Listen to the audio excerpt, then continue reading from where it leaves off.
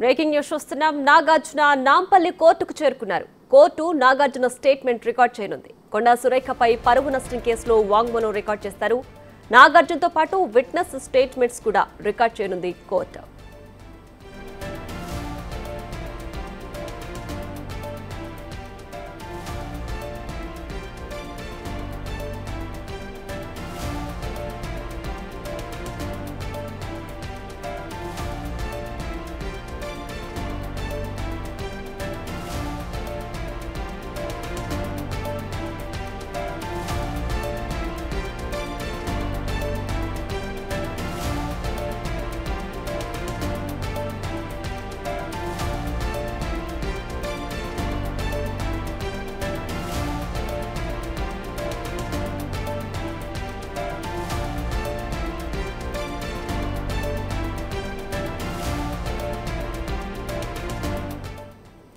రైట్గా నాగార్జున నాంపల్లి కోర్టుకు చేరుకున్నారు. Court Nagarjuna statement ను రికార్డ్ చేయనుంది.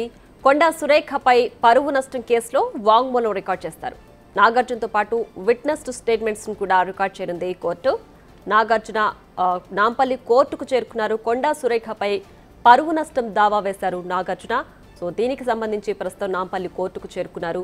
మరి కాసేపట్లో కోర్టు నాగార్జున స్టేట్మెంట్ అలాగే విట్నెస్ స్టేట్మెంట్స్ కూడా రికార్డ్ చేయనుంది. మరింత సమాచారం మా ప్రతినిధి రాణా లైవ్ లో అందించడానికి సిద్ధంగా ఉన్నారు. రాణా, చెప్పండి, నాగార్జున నాంపల్లి కోర్టుకు చేరుకున్నారు కదా, ఎంతసేపట్లో ఆయన స్టేట్మెంట్ ను రికార్డ్ చేసే అవకాశం ఉంది? దాదాపు ఉదయం నుంచి కూడా చాలా ఉత్కంఠ అనేది కొనసాగుతుంది. ఎందుకంటే నాగార్జున కోర్టుకి ఇవాళ వచ్చాడా రాడా అనేది కూడా ఒక కన్ఫ్యూజన్ అనేది ఉంది. ఎట్టకేనికి ఇప్పుడు ఆయన దాదాపు 5 నిమిషాలకు ముందు నాగార్జునతో పాటు ఆయన కుమారుడు నాగ చైతన్య కూడా కోర్టుకు వచ్చారు. దాంతో పాటు సుప్రియ కూడా కోర్టుకు వచ్చినట్టుగా మనకు సమాచారం. ప్రస్తుతం అయితే కోర్టు లోపలికి వాళ్ళ 2-3 కార్లు అయితే లోపలికి వెళ్ళాయి. మొత్తం లోపలికి ఎవరికి వెళ్లకుండా కూడా పోలీసులు పూర్తి స్థాయిలో కూడా గేట్లు బంద్ చేశారు. లోపల కూడా ఎస్ఓటి పోలీసులు కానీ సాధారణ పోలీసులు కూడా ఎవరిని లోపల ఉండనీయకుండా అందరినీ కూడా బయటకు పంపించేసినటువంటి సిచ్యువేషన్. కేవలం నాగార్జునను వాళ్ళ కుటుంబ సభ్యులకు సంబంధించినటువంటి స్టేట్మెంట్ రికార్డ్ చేసినప్పుడు ఇతరులు ఎవరు ఉండకూడదు అనేసి కూడా జడ్జి ఆదేశాలు జారీ చేసినటువంటి నేపథ్యంలో ఎవరన్నా సెల్ ఫోన్లో కానీ ఇతర దీంట్లో కూడా రికార్డ్ చేస్తారన్న ఉద్దేశంతో లోపలికి ఎవరిని కూడా పంపించినటువంటి సిచ్యువేషన్. ఇప్పుడు మన విజువల్లో చూస్తున్నాం. నాగ చైతన్య వచ్చినటువంటి కారు పార్క్ చేస్తున్నారు. ఇప్పుడే నాగ చైతన్య కానీ నాగార్జున కానీ ఇతర ఎవరు అతనితో వచ్చినటువంటి అడ్వకేట్ కానీ వీళ్ళందరూ కూడా లోపలికి ఫస్ట్ ఫ్లోర్లో ఉన్నటువంటి జడ్జి ముందుకి వెళ్ళినటువంటి పరిస్థితి కనపడితే మరి 5-10 నిమిషాల్లోనే నాగార్జునకు సంబంధించినటువంటి స్టేట్మెంట్ని వారు రికార్డ్ చేయబోతున్నారు.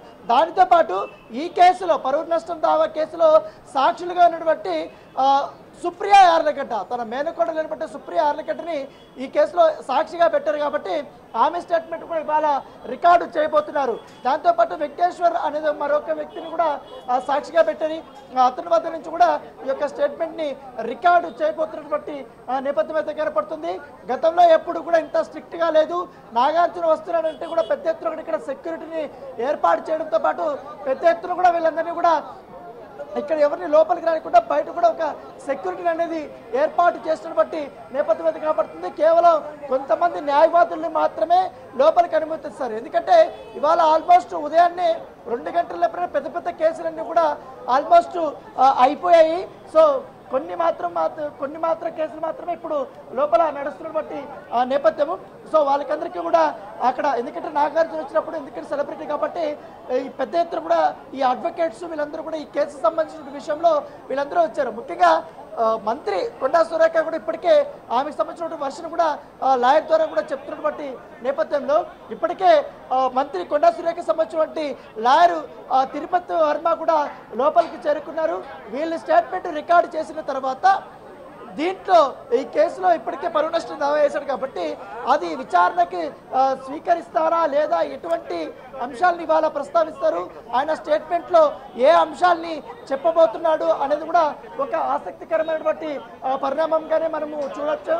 ఎందుకంటే ఇక్కడ ఒక గందరగోళమైనటువంటి వాతావరణం అయితే కనపడుతుంది. ఎటు చూసినా కూడా ఒక అభిమానులు కానీ లేకపోతే నాగార్జున వస్తున్నాడని తెలియగానే సాధారణ ప్రజలు కూడా వీళ్ళందరూ కూడా పెద్ద ఎత్తున కూడా ఇక్కడికి వచ్చినటువంటి నేపథ్యం కనపడుతుంది. ఈ స్పెషల్ మెజిస్ట్రేట్ కోర్ట్స్లోనే ఇప్పుడు నాగార్జున దాదాపు 5 నిమిషాలు అయింది ఆయన వచ్చినటువంటి పరిస్థితి. అయితే ఈ కేసులో తను చెప్పినట్టుగా దాదాపు 15-20 పేరాలు దాకా కూడా తను వేసినటువంటి పరువు నష్టం దావా పిటిషన్లో తన గురించి, తన కుటుంబ సభ్యుల గురించి, తన సినీ నేపథ్యం గురించి, వారి నాన్నగారు అక్కినేని నాగేశ్వరరావుకి సంబంధించిన సినీ నేపథ్యం గురించి, ముఖ్యంగా ఏదైతే నాగ చైతన్యకి సంబంధించిన సినీ కెరీర్ గురించి, సుమంత్, సుశాంత్, వీళ్ళందరికీ సంబంధించి వాళ్ళ ఫ్యామిలీ మొత్తం నేపథ్యం అంతా ఆయన రాశాడు.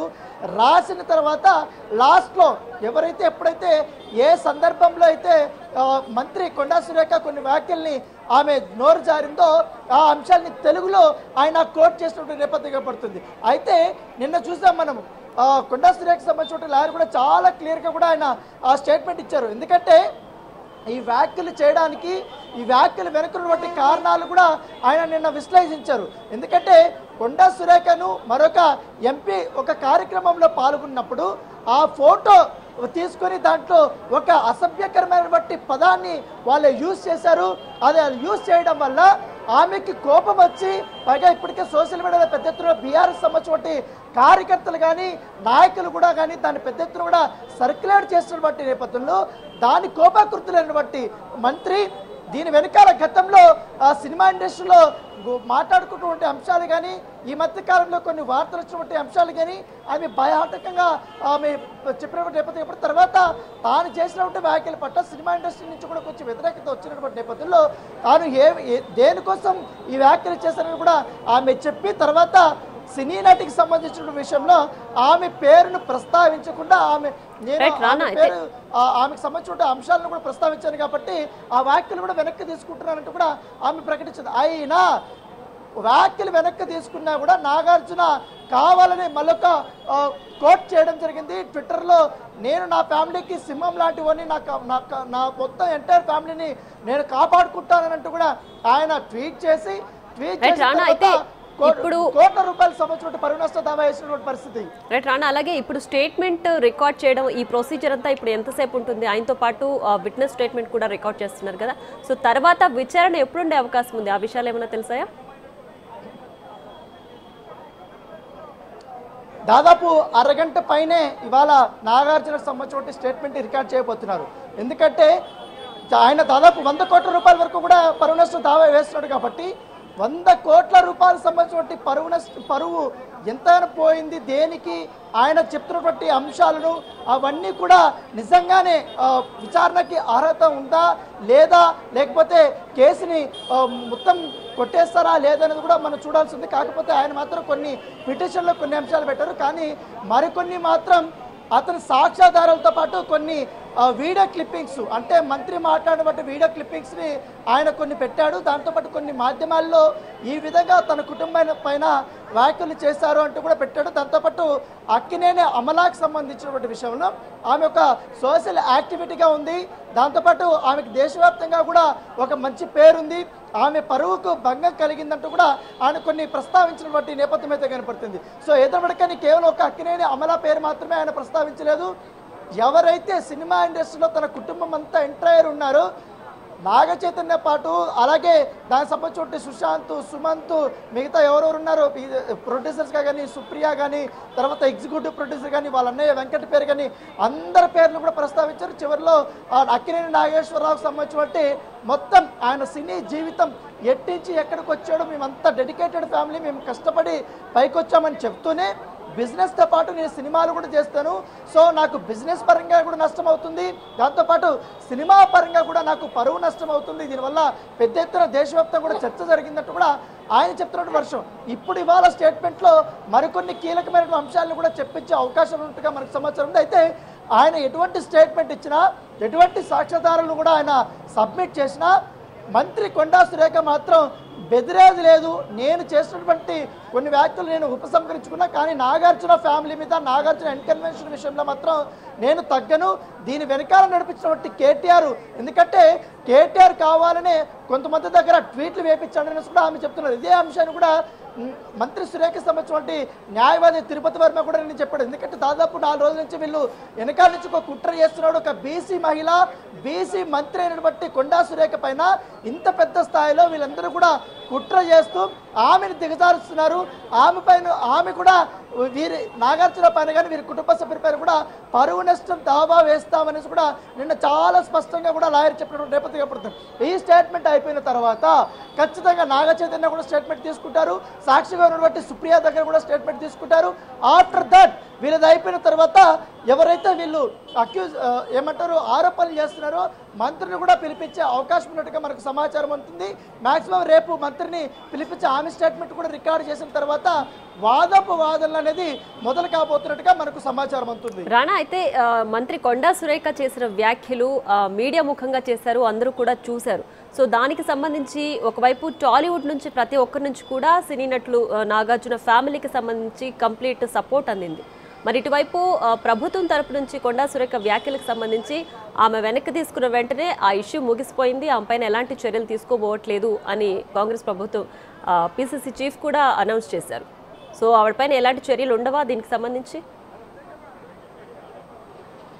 అంటే తాను చేసినటువంటి వ్యాఖ్యలు ఎందుకోసం చేశాను, దేనివల్ల చేశాను అనేది కూడా చాలా క్లియర్ కట్ కూడా ఆమె ఎక్స్ప్లెనేషన్ ఇచ్చింది. ఎందుకంటే బీఆర్ఎస్ నేతలు కానీ కేటీఆర్ కానీ వీళ్ళందరూ కూడా పని కట్టుకొని మంత్రి కొండా సురేఖని టార్గెట్ చేసుకుంటూ వారికి సంబంధించినట్టు 30 దాకా కూడా యూట్యూబ్ ఛానల్స్ ఉన్నాయో, కొన్ని పేపర్స్ ఉన్నాయో, దాంతో సోషల్ మీడియాలో కొన్ని ట్విట్టర్ హ్యాండిల్స్ కానీ ఫేస్బుక్ హ్యాండిల్స్లో కానీ వీళ్ళన్నింటిలో కూడా నోటితో కూడా చెప్పినటువంటి అసభ్య పదజాలం ఒకటి పెట్టి టైటిల్ రఘునందన్ రావుకి కొండా సురేఖ ఫోటో పెట్టి దాన్ని వేరేలాగా వాళ్ళు పోర్ట్రేట్ చేయడం.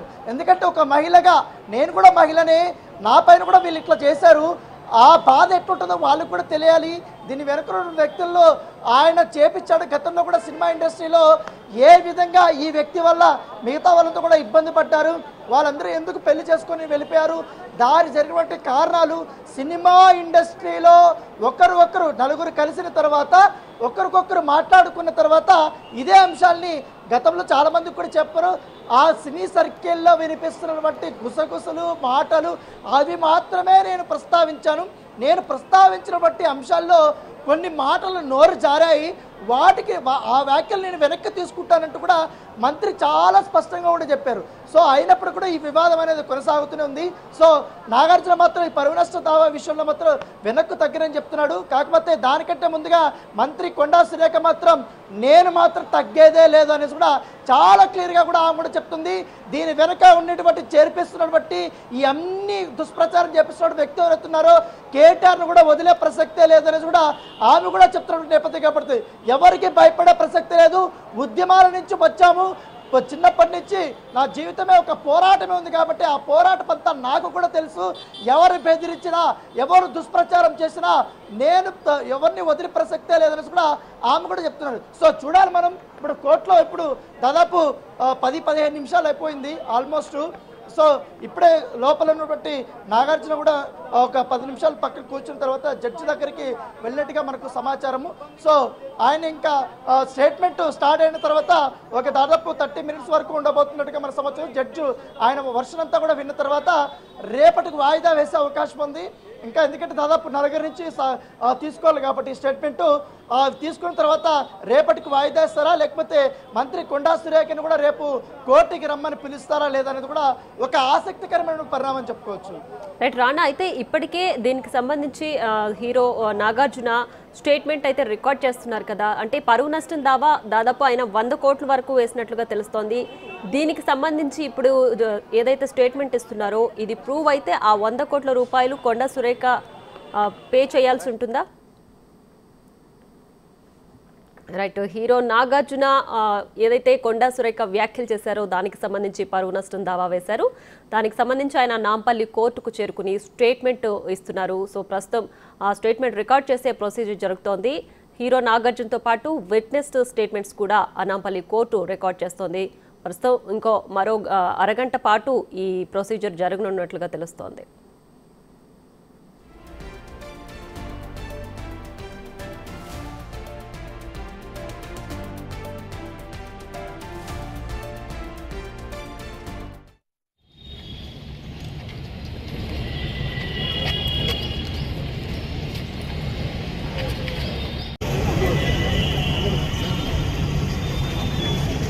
गेट बंद है। కొంచెం వచ్చారా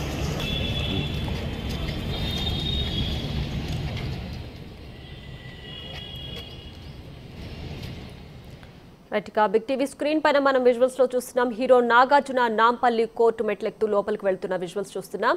సో కొండా సురేఖ ఏదైతే వ్యాఖ్యలు చేశారో దానికి సంబంధించి హీరో నాగార్జున పరువు నష్టం దావా వేశారు. సో నాంపల్లి కోర్టుకు చేరుకుని ఆయన స్టేట్మెంట్ కూడా రికార్డ్ చేస్తున్నారు నాంపల్లి కోర్టు. నాగార్జునతో పాటు విట్నెస్ స్టేట్మెంట్స్ కూడా నాంపల్లి కోర్టు రికార్డ్ చేస్తోంది.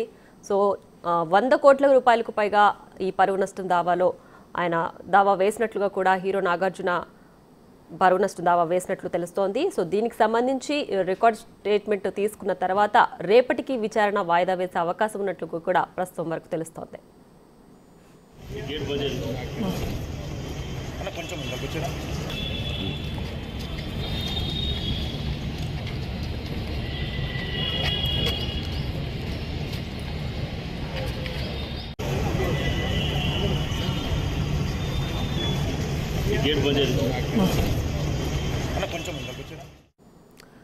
బ్యాక్ టు యూ రానా. అయితే ఇప్పుడు స్టేట్మెంట్ రికార్డ్ చేసే ప్రొసీజర్ అయిపోయిందా? ఇంకా ఎంతసేపు ఉండే అవకాశం ఉంది? నాంపల్లి కోర్టు దగ్గర ప్రస్తుతం సిచ్యువేషన్ ఎలా ఉంది?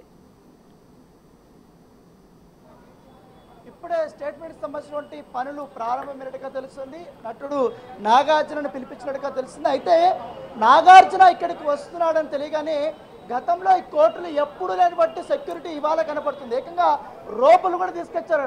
ఎందుకంటే నాగార్జునని ఎంత ప్రశాంతంగా ఎంత మంచిగా తీసుకొచ్చారో అంతే మంచిగా పంపించడానికి పోలీసులు ప్రయత్నాలు కూడా చేస్తున్నారు. ఎందుకంటే లోపలకు ఒక వ్యక్తిని కూడా లోపలికి పంపించట్లేదు. కేవలం కొంతమంది నిందితుల్ని అర్జెంట్ ఉన్నటువంటి వాళ్ళని మాత్రం లోపలికి పంపించారు. కోర్టు కేసులు ఉన్నటువంటి వారిని మాత్రం పంపించారు.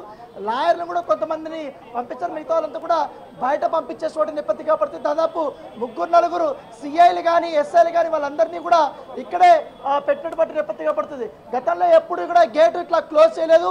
ఏకంగా రోపులు కూడా తీసుకొచ్చినటువంటి నేపథ్యం కనపడుతుంది. ఎందుకంటే రేపు ఇంకా మంత్రి కొండా సురేఖ కూడా వచ్చే అవకాశం ఉంది. సేమ్ ఇలాంటి సెక్యూరిటీ ఏర్పాట్లనే ఉండబోతున్నాయి. సార్ రేపు కూడా ఎవరిని కూడా లోపలికి ఎంటర్ చేసే అవకాశాలు ఉండకపోవచ్చు. కాకపోతే ఇప్పుడు దీనికి సంబంధించిన విషయంలో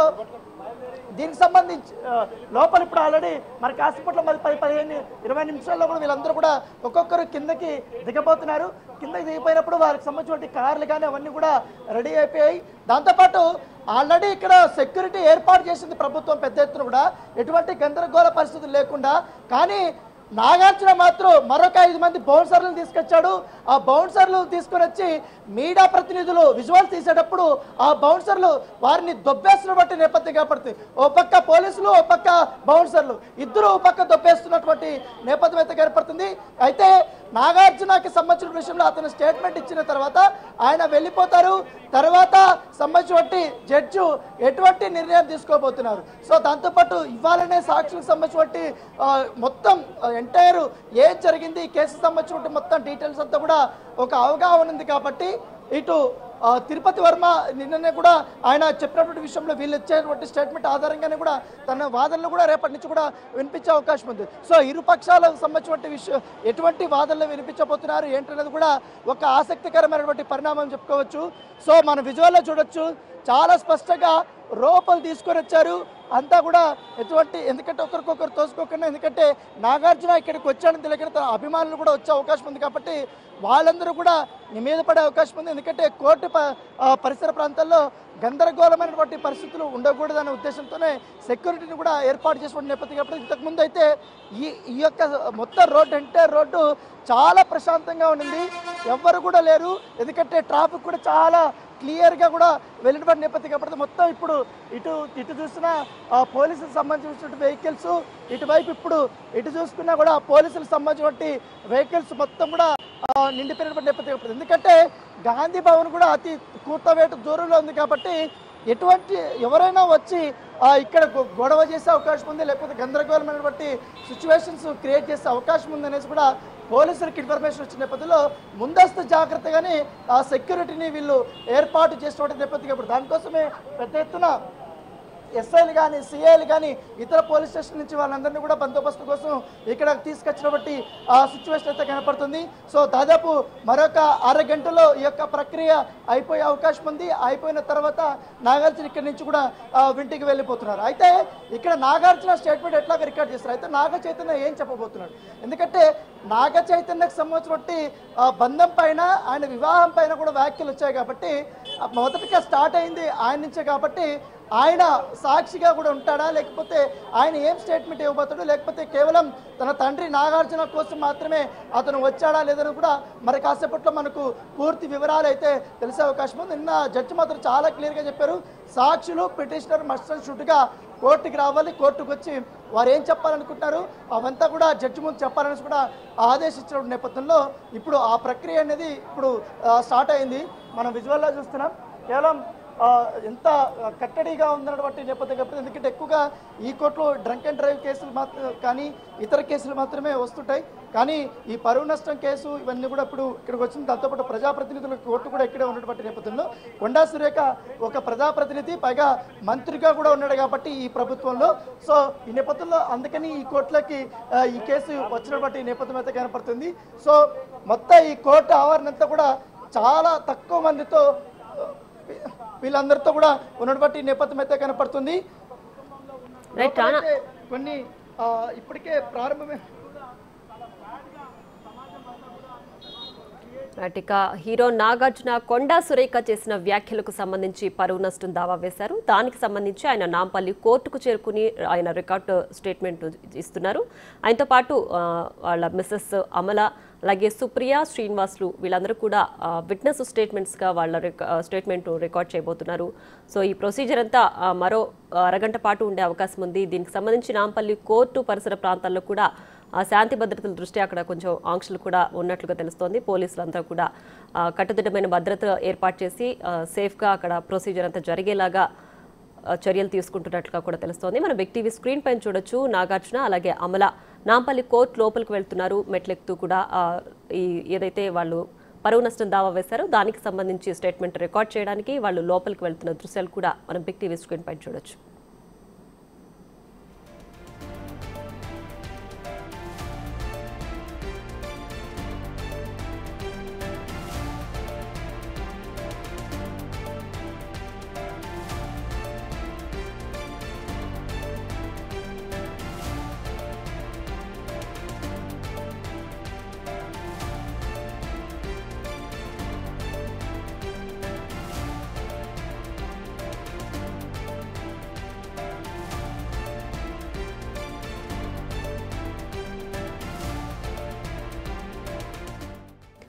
ఇక మంత్రి హోదాలో ఉండి కొండా సురేఖ చేసిన వ్యాఖ్యల వల్ల తమ కుటుంబం పరువు పోయిందంటూ పరువు నష్టం దావా వేశారు హీరో నాగార్జున. దీనికి సంబంధించి ఆయన నాంపల్లి కోర్టుకు చేరుకుని కోర్టుకు స్టేట్మెంట్ తను స్వయంగా ఇస్తున్నారు. ఆయనతో పాటు విట్నెస్ కూడా స్టేట్మెంట్ రికార్డ్ చేస్తున్నారు. అమల అలాగే సుప్రియ, శ్రీనివాసులు కూడా వాళ్ళ స్టేట్మెంట్ కూడా రికార్డ్ చేస్తున్నారు. సో ఈ ప్రొసీజర్ అంతా మరో అరగంట పాటు ఉండే అవకాశం ఉంది.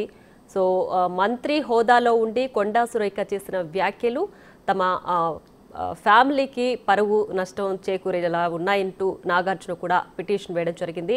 కోర్టు కూడా నాగార్జున ప్రశ్నిస్తుంది. అసలు పిటిషన్ ఎందుకు వేశారు, ఏం జరిగింది అని కోర్టు ప్రశ్నిస్తున్న నేపథ్యంలో నాగార్జున కొండా సురేఖ చేసిన వ్యాఖ్యలు పరువు నష్టం దావాకి గురి చేశాయంటూ కూడా నాగార్జున తెలియజేశారు. రైట్, ఇక మరింత సమాచారం మా ప్రతినిధి రాణా అందిస్తారు. రాణా, చెప్పండి, ఇప్పుడు ఏంటి అక్కడ పరిస్థితి, ఇంకా ఎంతసేపు ఉండే అవకాశం ఉంది, విచారణ ఎప్పుడు ఉండబోతుంది? సో ప్రస్తుతం జడ్జి ముందుకి నాగార్జున వచ్చాడు. నాగార్జున వచ్చిన తర్వాత మొదటగా జడ్జి ఒక క్వశ్చన్ వేసింది, దేనికోసం ఈ పిటిషన్ మీరు ఫైల్ చేశారని నాగార్జునని అడగగానే ఆయన కొన్ని అంశాలను తీసుకుని వచ్చడం జరిగింది. మంత్రి హోదాలో ఉన్నటువంటి మహిళ తన కుటుంబం పైన చేసినటువంటి అభ్యంతరకరమైన వ్యాఖ్యల వల్ల పూర్తిగా నా కుటుంబం అంతా పరువంతా కూడా భంగం కలిగిందనేసి కూడా ఆయన చెప్పినటువంటి నేపథ్యం అయితే కనపడుతుంది. దాంతోపాటు మంత్రి హోదాలో ఉండి నా కొడుకు అంటే అప్పుడు మొదటి భార్యతో సమంతతో ఉన్నటువంటి ఆ వివాహ బాంధవ్యం గురించి వారు విడిపినటువంటి అంశం గురించి వేరే రకంగా వక్రీకరించి ఆమె పొట్రైట్ చేశారనేది కూడా ఆయన కోర్టు ముందు చెప్పినట్టుగా మనకు సమాచారం అవుతుంది. దాంతోపాటు మంత్రి మొత్తం ఇటు అమలాకు సంబంధించిన విషయంలో, నాగ చైతన్యకు సంబంధించిన విషయంలో, సమంత విషయంలో, అలాగే నాగార్జునకు సంబంధించిన విషయం వీళ్ళందరూ కూడా ఒకటొకటి ఇంటర్లింక్ అయి ఉంది. కావాలనే ఇది ఎక్కడికెక్కడికో దారి తీసింది. మొత్తం దేశవ్యాప్తంగా కూడా ఇది చర్చ జరిగింది దీనిపైన అనేది కూడా ఆయన చెప్తున్న నేపథ్యం ఏర్పడుతుంది. ముఖ్యంగా సమంత నాగ చైతన్య వివాహ బాంధవ్యం గురించి తప్పుడు ధోరణితో, అంటే వేరే రకంగా వక్రీకరించి అసలు ఏం జరిగిందో తెలుసుకోకుండా కావాలని వీళ్ళు చెప్పినటువంటి అంశాలను ఇక్కడ ప్రస్తావించారనేది కూడా ఆమె చెప్తున్నటువంటి నేపథ్యం అయితే కనపడుతుంది. దాంతోపాటు దేశవ్యాప్తంగా మా కుటుంబం పట్ల చాలా వరకు కూడా ఆదరాభావాలు ఉన్నాయి. సినిమా రంగం ద్వారా కూడా మా కుటుంబానికి మంచి పేరు ప్రతిష్టలు కూడా ఉన్నాయి. దాంతోపాటు సినిమా రంగంతో పాటు సామాజిక సేవా కార్యక్రమాలు సైతం కూడా మేము చేస్తున్నాం. మా కొడుకు విడాకులు మాజీ మంత్రి కేటీఆర్ వలన అంటూ మంత్రి అసభ్యంగా మాట్లాడారంటూ కూడా జడ్జి ముందు నాగార్జున చెప్పడంగా తెలిసింది. దాంతోపాటు అలా మాట్లాడడం వల్ల మా పరువు ప్రతిష్టలకు భంగం వాటిల్లింది అనేసి కూడా చెప్పింది. దాంతోపాటు మంత్రి కొండా సురేఖపై క్రిమినల్ చర్యలు తీసుకోవాలంటూ కూడా ఆయన చెప్పినటువంటి నేపథ్యం అయితే కనపడుతుంది. కోర్టుకి నాగార్జునతో పాటు అమల, నాగ చైతన్య, సుప్రియ, అట్ల వెంకటేశ్వర్లు, దాంతోపాటు సుశాంత్ తల్లి నాగార్జున సోదరి నాగ సుశీల కూడా హాజరైనటువంటి నేపథ్యం అయితే కనపడుతుంది. దాంతోపాటు ప్రొసీజర్ ప్రకారం పిటిషనర్ స్టేట్మెంట్ ఇప్పుడు రికార్డ్ చేస్తుంది కాబట్టి నాగార్జున స్టేట్మెంట్ అయిపోయిన తర్వాత సాక్షుల స్టేట్మెంట్ కూడా రికార్డు అయితే చేయబోతున్నటువంటి నేపథ్యం అయితే కనపడుతుంది. సో మొదటి నుంచి మనం అనుకున్నాం నాగార్జున ఏం స్టేట్మెంట్ ఇవ్వబోతున్నాడు అనేది కూడా చాలా క్లియర్గా బిగ్ టీవీలో మనం ఇంతకుముందే మనం చెప్పుకున్నాం. ఎందుకంటే ఆయన ఏం మాట్లాడతాడు, దేనికోసం ఆయనకి పరువు భంగం కలిగింది అనేది కూడా కొన్ని అంశాలు ప్రస్తావన చెప్పాడు. అదే అంశాలు కూడా ఇప్పుడు ఆయన ప్రస్తావించిన నేపథ్యం చెప్పాడు. తన సినీ జీవితం గురించి, తన బిజినెస్ జీవితం గురించి, దాంతోపాటు తన కుటుంబంలో ఎంతమంది సినిమా రంగంలో ముడిపడి ఉన్నారు, ఎవరు హీరోలుగా ఉన్నారు, ఎవరు ప్రొడ్యూసర్గా ఉన్నారు, ఎంతకాలం పాటు కళామ తల్లికి మా కుటుంబం సేవ చేస్తుంది, దాంతోపాటు బిజినెస్ కూడా మేము చేస్తున్నాం కాబట్టి మాకంటూ ఒక స్టేచర్ ఉంది దేశవ్యాప్తంగా. ఆ స్టేచర్ని దృష్టిలో పెట్టుకొని వీళ్ళంతా కూడా ఈ రకంగా దుష్ప్రచారం చేస్తారు. దాంతోపాటు అసలు నాగ చైతన్య సమంతకు సంబంధించినటువంటి విషయంలో ఎటువంటి అపోహాలకు గురికోకూడదు. వాళ్ళిద్దరూ వ్యక్తిగతంగా కూడా ఒకరికొకరు తెలుసుకున్న తర్వాత మాత్రమే విడిపోయారంటూ కూడా, వాళ్ళు మ్యూచువల్గానే విడిపోయారంటూ కూడా ఆయన కోర్టు ముందుకి తీసుకొచ్చినటువంటి సిచ్యువేషన్ అయితే కనపడుతుంది. దాంతోపాటు తన వాంగ్మూలంలో కూడా చాలా క్లియర్గా కూడా చెప్పినటువంటి సిచ్యువేషన్. ఎందుకంటే ఈ కేసులో కేటీఆర్ వల్లనే వీళ్ళిద్దరూ విడిపోయారనేది కూడా సత్యదూరం, అవాస్తవము. కావాలనే మంత్రి హోదాలో ఉన్నటువంటి వ్యక్తి ఈ రకమైనటువంటి వ్యాఖ్యలు చేయకూడదంటూ కూడా ఆయన చెప్పాడు. దాంతోపాటు క్రిమినల్ చర్యలు తీసుకోవాలని కూడా ఆయన డిమాండ్ చేస్తున్నాడు. అంటే జడ్జి ముందు నాగార్జున చెప్పాడు. ఇప్పుడైతే ఈయన స్టేట్మెంట్ మరి 10 నిమిషాల్లో క్లోజ్ అయిపోతుంది. కొన్ని క్వశ్చన్స్ జడ్జి అడుగుతారు. అడిగిన తర్వాత మొత్తం రికార్డు చేసిన తర్వాత వీళ్ళందరూ సాక్షులు ఉన్నారు. సుప్రియ ఉంది, తర్వాత వెంకటేశ్వర్లు ఉన్నారు. వీళ్ళు ఏం చెప్తారు, సాక్షులకే వీళ్ళు ఏం చెప్తారు అంటే ఆల్రెడీ వివిధ మాధ్యమాల ద్వారా కానీ మీడియాలో మాట్లాడబట్టి కొన్ని వీడియో క్లిప్పింగ్స్ అవి మాత్రం పెడతారు. అలాగే సోషల్ మీడియాలో కొన్ని దుష్ప్రచారం చేస్తున్నట్టు కొన్ని ట్విట్టర్ హ్యాండిల్స్, ఫేస్బుక్ హ్యాండిల్స్లో ఉన్నటువంటి కటింగ్స్ అవన్నీ కూడా కొన్ని జిరాక్స్లు తీసుకొని జడ్జి ముందు కూడా వీళ్ళు చూపెట్టే అవకాశం ఉంది. దీనివల్ల కూడా మాకు పెద్ద ఎత్తున కూడా చర్చ జరుగుతుంది అనేది కూడా వీళ్ళు మనకు సమాచారం ఉంది. ఈ ప్రొసీజర్ అంతా దాదాపు ఇంకా నాగార్జున నడుస్తుంది కాబట్టి ఇంకా 40 నిమిషాల దాకా ఈజీగా పడే అవకాశం ఉంది. సో అయిపోయిన తర్వాత వీళ్ళ చాప్టర్ అయిపోతుంది. నాగార్జునకు సంబంధించినటువంటి అంశాన్ని అంతా కూడా జడ్జి తీసుకుంటారు కాబట్టి రేపు కొండా సురేఖకి సంబంధించినటువంటి నిజంగానే ఆమె వర్షను కూడా తీసుకుంటారా లేదా కూడా ఒక ఆసక్తికరమైనటువంటి పరిణామంగానే మనం చూడాలి. సో ఇంకా లోపల ఉన్నటువంటి వ్యక్తులు కూడా ఎవరైనా ఉన్నా కూడా ఒక్కొక్కరిని బయటకు పంపించేస్తున్నారు. అయితే నాగార్జున స్టేట్మెంట్ ఇస్తున్నటువంటి సమయంలో కేవలం దాదాపు ఒక 7 మందిని మాత్రమే అలౌ చేసినట్టుగా మనకు సమాచారం ఉంటుంది. నాగార్జున సంబంధించిన తరపు లాయరు, అలాగే కొండా సురేఖకు సంబంధించిన లాయరు, సుప్రియ, అలాగే అమల, నాగ చైతన్య వీళ్ళు, అలాగే జడ్జి రూమ్ ఉన్నటువంటి కొంతమంది వీరు మాత్రమే ఉన్నారు. సో వీళ్ళతో తలుపులేస్తారు. మిగతా అయితే ఎవరైతే ఆ ప్లేస్లో లేనట్టుగా మనకు సమాచారం అవుతుంది. ఇంకా స్టేట్మెంట్ రికార్డ్ ప్రాసెస్ జరుగుతుంది కాబట్టి లోపల మరింకా ఈ అంశాలు ఏంటంటివి ఆయన ప్రస్తావిస్తారనేది కూడా మనం చూడాల్సి ఉంటుంది. Right Rana, thanks for the updates.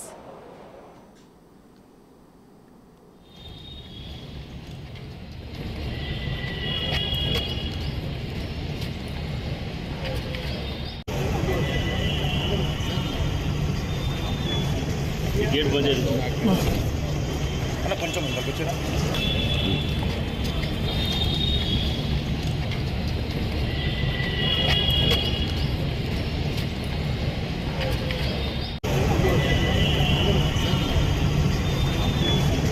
Gate బంద్ చేయండి అన్న కొంచెం ముందుకు వచ్చారా ఇక ఆధారాలు లేకుండా అనుచిత వ్యాఖ్యలు చేశారు మంత్రి హోదాలో ఉండి కొండా సురేఖ అంటూ హీరో నాగార్జున తన స్టేట్మెంట్ను నాంపల్లి కోర్టుకు వినిపిస్తున్నారు. సో ఆయనతో పాటు నాగార్జునతో పాటు అమల అలాగే నాగ చైతన్య సుప్రియ శ్రీనివాసులు కూడా విట్నెస్ స్టేట్మెంట్లుగా వాళ్ళ స్టేట్మెంట్ కూడా రికార్డ్ చేయడానికి నాంపల్లి కోర్టుకు చేరుకున్నారు. సో దేనివల్ల పిటిషన్ వేశారు అని కోర్టు ప్రశ్నించగా దానికి సంబంధించి నాగార్జున తన స్టేట్మెంట్ రికార్డ్ చేస్తున్నారు. తను కేవలం సినీ ఫీల్డ్లోనే కాదు సామాజిక సేవ కూడా చేస్తున్నాను అంటూ ఆయనకు సంబంధించిన ఫ్యామిలీ హిస్టరీ గురించి కూడా కోర్టుకి తెలియజేశారు హీరో నాగార్జున.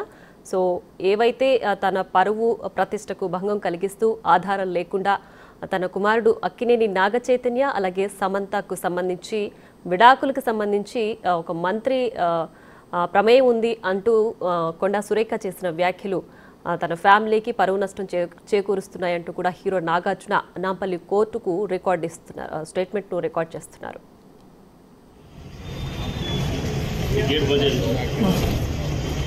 కొంచెం ముందుకు వచ్చారా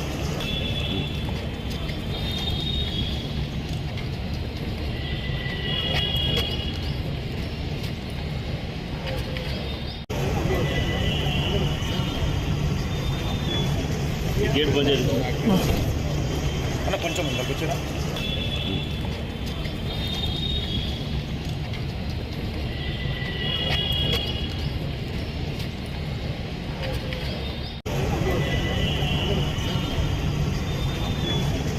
గేట్ బంద్ చేయండి అన్న కొంచెం ముందుకు వచ్చారా